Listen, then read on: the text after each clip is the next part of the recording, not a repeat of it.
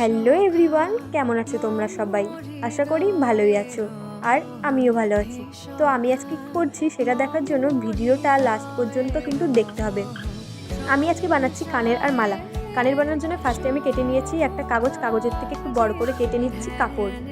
আর যেই সাইজের কাগজ কেটেছিলাম সেই সাইজ করেও একটা কাপড় কেটে নিচ্ছি।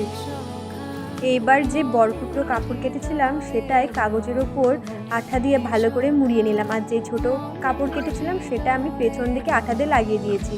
এইবার মালা বানানোর জন্য গোল করে একটা কাগজ কেটে নিলাম, যেভাবে আর কি কানেরটা করেছি সেমভাবে কিন্তু করছি, দেখতে থাকো।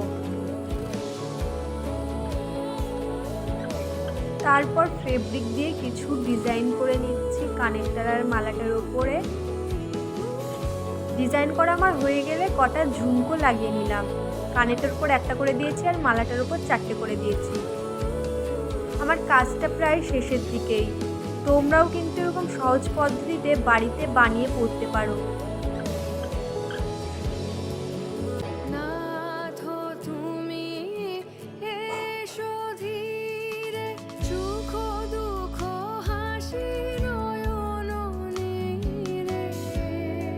তো আমার কাজটা দেখো তোমাদের কেমন লেগেছে, যদি ভালো লেগে থাকে তাহলে একটা কমেন্ট করে জানিও। তো দেখা হচ্ছে নেক্সট কোনো ভিডিওতে। Thanks for watching, by.